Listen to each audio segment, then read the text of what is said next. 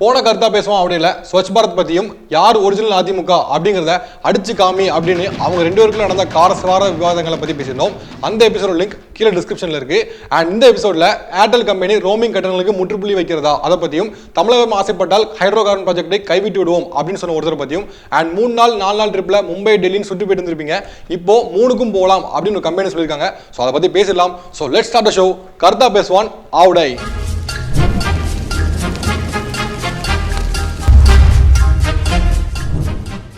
Airtel மட்டும் இல்லாமல் பல செல்லுலார் நெட்வொர்க்கு தன்னோட டேரிஃப் பிளான் அதிகமாகவே இருந்துச்சு. ஜியோ வர வரைக்கும் ஜியோ வந்ததுக்கப்புறம் ஒவ்வொருத்தவங்களும் தன்னோட டேரிஃப் பிளானை கொஞ்சம் கொஞ்சமாக கைம் பண்ணிட்டு இருந்தாங்க. நீங்கள் டாக் டைம் ரீசார்ஜ் பண்ண கூட பரவாயில்ல, நெட் பேக்கும் ஃப்ரீயாக கொடுக்குறோம் அந்த அளவுக்கு வந்தாங்க. இப்போ ஜியோ வந்ததுக்கப்புறம் ஏர்டெல் கம்பெனிக்காரங்க என்ன பண்ணியிருக்காங்கன்னா ரோமிங் ஃப்ரீ, அதாவது இந்தியா முழுக்க நீங்கள் எங்கே போனாலும் உங்களுக்கு roaming free, incoming and out going free அப்படின்னு சொல்லியிருக்காங்க. இது எப்படி இருக்குன்னா, நாம ஒரு தேங்காய் கடை வச்சிருக்கோம், அந்த கடையில் ஒரு தேங்காவை 8 ரூபாய்க்கு கொடுக்குறோம், பக்கத்தில் இன்னொருத்தன் தேங்காய் கடை வைக்கிறான், அதே தேங்காவை 7 ரூபாய்க்கு கொடுக்குறான்னா நம்ம அதே தேங்காவை 6 ரூபாய்க்கு கொடுக்குறது இல்லையா? கொடுத்தானே ஆகணும். 6 ரூபாய் சரி, 7 ரூபாய் சரி, 6 ரூபாய். பிப்ரவரி 18 நம்பிக்கையில்லா தீர்மானம் நடந்துச்சு. அன்னைக்கு சண்டே எங்கிட்டலாம் போட்டு ஸ்டாலினோட சட்டையும் கிழிச்சிட்டாங்க. அன்னைக்கு நடந்ததோட ஒரிஜினல் ஃபுட்டேஜ் வேணும் அப்படின்னு சொல்லி ஹைகோர்ட்ல இருந்து டிமாண்ட் பண்ணிருக்காங்க. அதை எதுக்கு அவங்க கிட்ட கேட்டுக்கிட்டு என்கிட்ட கேட்ட நானே காட்ட போறேன். எப்படி கேசிங்களா? அதோட சாம்பிள் தான் இது.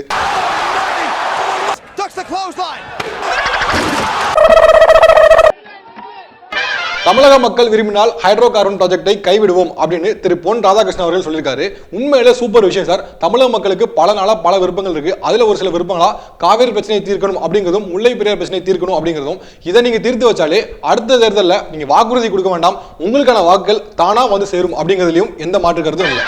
சைனா தான் ஃபேக் எலக்ட்ரானிக் ப்ராடக்ட்ஸ் தயாரிக்கிறதுல நம்பர் 1 டுபாகூர் அப்படின்னு சொல்லி வாஷிங்டன்ல ஒரு ரிப்போர்ட் சொல்லியிருக்காங்க. இதெல்லாம் நீங்க இப்பதான் கண்டுபிடிக்கிறீங்க. நாங்கெல்லாம் ஏதாவது எலக்ட்ரானிக் ப்ராடக்ட்ஸ் வாங்கின உடனே ரிப்பேர் ஆயிடுச்சுன்னு என்ன சைனாவா அப்படின்னு அந்த அளவுக்கு இருக்குன்னா பாத்துக்கோங்க. எங்க ஊர்ல அதுவும் எந்த பிராண்டும் இல்லாம சைனானே ஒரு பிராண்ட் வச்சிருக்கோம்னா பாத்துக்கோங்க. நாங்களாம் அப்பவே அப்படி. நீங்க ரோட்ல தெருவுலாம் பார்த்திருப்பீங்க, 6 பகல் 7 இரவு மலேசியா, சிங்கப்பூர், ஆஸ்திரேலியா சுற்றுப்பயணம் அப்படின்னு. அதே மாதிரி இப்ப 7 நாள் சுற்றுப்பயணமா 3 சுத்தி காட்ட போறாங்களா ஸ்பேஸ் எக்ஸ் அப்படிங்கிற கம்பெனி. மறுபடியும் சொல்றேன், ஸ்பேஸ் எக்ஸ் அப்படிங்கிற கம்பெனி. அந்த கம்பெனியோட எழுதப்பட்ட ஸ்லோகன் என்னன்னா, காசு இருந்தா மட்டும் போதும் நாங்க இருக்கோம் அப்படிங்கிறது அந்த கம்பெனியோட ஸ்லோகன். அவங்க என்ன பண்றாங்க அப்படின்னா, பெய்டு பேசஞ்சர்ஸ் டூர் 3 சுத்தி காட்ட போறாங்க. அண்ட் அதுக்கு அவங்க டிமாண்ட் பண்ற மெயின் கண்டிஷன் அப்படின்னா பேசஞ்சர்ஸோட ஹெல்த். ஒருவேளை ஸ்பேஸ் ஷிப் ஏறதுக்கு முன்னாடி குட்டிக்கரணம் பல்ட்னு அடிக்க சொல்லுவாங்க போல. 2020 ZTE அப்படிங்கிற ஒரு புது 5G மொபைல் இன்ட்ரோடியூஸ் பண்ண போறாங்க. அதோட ஸ்பெசிஃபிகேஷன்ஸ் பார்த்தீங்கன்னா 1 Gbps டவுன்லோட் ஸ்பீட் இருக்கணும், அது 4Gயோட 10 டைம்ஸ் ஃபாஸ்டா இருக்கணும் சொல்றாங்க. அண்ட் இது ஒரு சைனா ப்ராடக்ட் ஆகும். இந்த நியூஸையும் முந்தின நியூஸையும் கன்ஃபியூஸ் பண்ணிக்காதீங்க, அது வேற வாய் இது வேற வாய். இந்தியாவில் 4Gக்கு அம்பானி கிடைச்ச மாதிரி 5Gக்கு மோடி ஃபேமிலில இருந்து யாராவது கிடைக்க மாட்டாங்களா? முதல்ல இந்தியாவுக்கு இது வருதானே தெரியல, வெயிட் பண்ணி பார்க்கலாம். அண்ட் 5G ஃபெசிலிட்டிக்கு ஏற்ற மாதிரி பேட்டரியும் கொடுத்தா நல்லா இருக்கும். இல்லைனா நாயை சங்கிலியில் கட்டி போட்டு வச்ச மாதிரி பேட்டரியும் சார்ஜர்லேயே கட்டி போட்டு வைக்க வேண்டியதான், வேற வழி இல்லை. இப்போ கருத்து ஆவுடை. இன்னைக்கு நீட் எக்ஸாம் பத்தியும் இந்தியாவில் இருக்க எஜுகேஷன் சிஸ்டம் பத்தியும் பேசலாம். நீட் எக்ஸாம், நீட்னா என்ன? National eligibility come entrance test அப்படிங்கிறதா நீட். அண்ட் நீட் எக்ஸாம் எதுக்கு பண்றாங்க அப்படின்னா, இந்தியாவில் மெடிக்கல் படிக்கிறதுக்கு ஒரு காமன் என்ட்ரன்ஸ் டெஸ்டாக தான் நீட் இருக்கு. இந்த நீட் எக்ஸாம் வேணான்னு பல இடங்கள்ல, தமிழகத்தை மட்டும் இல்லை பல இடங்கள்ல எதிர்ப்பு வருது.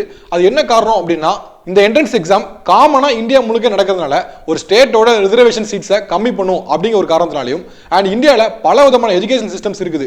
ICSE, CBSE, matriculation, state board நிறைய இருக்கு. ஆனால் கவர்மெண்ட் கொடுக்குறது என்னன்னா ஸ்டேட் போர்டு அப்படிங்கிறது மட்டும் தான் ஃப்ரீ எஜுகேஷன் சிஸ்டம் கொடுக்குறாங்க. ஆனால் இந்த நீட் எக்ஸாம் எழுதுறதுக்கு ICSலையும் CBSலையும் படித்தவங்களுக்கு ரொம்பவே ஈஸியாக இருக்கும் அப்படின்னும், அண்ட் மெட்ரிகுலேஷன்லையும் ஸ்டேட் போர்ட்லையும் படிக்கிறவங்களுக்கு இதுக்கு ப்ரிப்பேர் பண்ணது ரொம்பவே கஷ்டமா இருக்கும். ஸ்டேட் போர்ட் மெட்ரிகுலேஷன்ல படிக்கிற பசங்க பொண்ணுங்களுக்கு நீட் எக்ஸாமோட சிலபஸ் அவங்க ஸ்கூல் சிலபஸ்ல கொஞ்சம் கம்மியா இருக்கிறதுனால அவங்க நீட் எக்ஸாம் எழுத கொஞ்சம் கஷ்டப்படுவாங்க. சரி, இதை கோச்சிங் கிளாஸஸ் போய் டேக்கிள் பண்ணிக்கலாம் அப்படின்னா, கோச்சிங் கிளாஸஸ் போறதுக்கு அந்த பசங்களும் பொண்ணுங்களும் பொருளாதார ரீதியில் ஸ்டாண்டர்டா இல்லை அப்படிங்கிறதும் ஒரு விஷயம். அண்ட் அது மட்டும் இல்லாமல் இந்த கோச்சிங் கிளாஸஸ்லாம் சென்னை மாதிரி ஒரு பெருநகரங்களில் மட்டுமே இருக்கிறதுனால அவங்களால அந்த கோச்சிங் கிளாஸஸ் அட்டன் பண்ணவும் முடியறது இல்லை. சரி, இப்போ இந்தியன் எஜுகேஷன் சிஸ்டம் பத்தி பேசலாம்.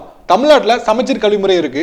சமச்சீர் கல்வி முறை மட்டும் இல்லாம ICSE, CBSE, மெட்ரிகுலேஷன், ஸ்டேட் போர்டுன்னு பல விஷயங்கள் இருக்கு. இந்தியா முழுக்க ஒரு காமன் எஜுகேஷன் சிஸ்டம் வேண்டாமா? CBSலையும் ICSலையும் படிக்கிறவங்க 5th ஸ்டாண்டர்ட்ல சமச்சீர் கல்வியில படிக்கிற 10th ஸ்டாண்டர்ட் சிலபஸை படிச்சிடறாங்க. இவங்களுக்குள்ளே பல வித்தியாசங்கள் இருக்கு. IIT, AIEEE அந்த மாதிரி எக்ஸாம்ஸ் எழுதுறதுக்கு CBSலையும் ICSலையும் படிச்ச பசங்களுக்கு ரொம்பவே ஈஸியா இருக்கு. ஆனா மெட்ரிகுலேஷன்லையும் ஸ்டேட் போர்ட்லையும் படிச்ச பசங்களுக்கு இதுக்காக தனி கோச்சிங் கிளாஸஸ் போற நிலைமை ஏற்படுது. இதே விஷயம் இன்னொரு பக்கம் சமச்சீர் கல்வியில் 10th ஸ்டாண்டர்ட்ல ஸ்டேட் ஃபர்ஸ்ட் 200 பேர், ஸ்டேட் செகண்ட் 100 பேர், ஸ்டேட் தேர்ட் 150 பேர் அப்படின்னு சொல்லி சந்தோஷப்பட்டு இருக்கோம். இதே விஷயம் ஸ்டேட் ஃபர்ஸ்ட் ஒருத்தர் 2 பேர் வாங்கின காலம் போய் இப்போ 100 பேர், 200 பேர், 300 பேர் வாங்குற காலம்லாம் கொஞ்சம் யோசிக்க வேண்டிய விஷயம் இல்லையா? இந்தியன் எஜுகேஷன் சிஸ்டம்ல கொண்டு வர வேண்டிய மிகப்பெரிய சேஞ்ச் என்னன்னா மனப்பாடம் பண்ணி எழுதுறது, மக்கப் பண்ணி எழுதுறது. ஏன்னா நான் ஸ்கூல் படிக்கும்போது நான் டீடைல் எஸ்ஏல ஒரு வேர்ட் அந்த புக்ல உள்ள மாதிரி இல்லை அப்படிங்கிற ஒரு காரணத்துக்காக அந்த எஸ்ஏவே கட் பண்ண கதைலாம் இருக்கு. நான் டீடைல் அப்படிங்கிறது கதை தானே, கதையா சொல்லாமே, ஆத்தர் சொன்ன மாதிரி தான் எழுதணும் அப்படிங்கிற எந்த விஷயமும் இல்லையே. முன்னாடி எப்படி ஸ்கூல்ல இந்த ஜாதிக்காரன் கீழே உட்காந்து படிக்கணும், இந்த ஜாதிக்காரன் மட்டும் தான் பெஞ்சில் உட்காந்து படிக்கணும் அப்படின்னு கொண்டு வந்தது தப்போ, அதே மாதிரி நல்ல காசு இருக்கவங்க மட்டும் தான் நல்ல கல்வி கிடைக்கும் அப்படின்னு எல்லாருக்கும் ஈக்குவலான ஸ்டாண்டர்டான எஜுகேஷன் கொடுக்காது, அதை விட தப்பு இல்லையா? போன எபிசோட்ல நிறைய என்கரேஜ்மெண்டான கமெண்ட்ஸ் இருந்தது. எங்களோட ஃபர்ஸ்ட் எபிசோட விட இந்த எபிசோட்ல நிறைய பாசிட்டிவான கமெண்ட்ஸ் இருந்துச்சு. அதுல ஒரு சில கமெண்ட்ஸ். முதல் கமெண்ட் என்னன்னா, சிரிக்கணுமா சிந்திக்கணுமா? ஏன் பாஸ் இப்படி ஒரு கமெண்ட்டை போட்டு எங்களெல்லாம் சிந்திக்க வச்சிட்டீங்களே. ரெண்டாவது கமெண்ட் முகமது சுலைமான் அப்படிங்கிற என்ன சொல்லியிருக்காருன்னா, படி உங்க வீடியோ பார்க்கறதுக்கு முன்னாடி லைக் தான் படி, ரொம்ப தேங்க்ஸ் படி, ரொம்ப தேங்க்ஸ்.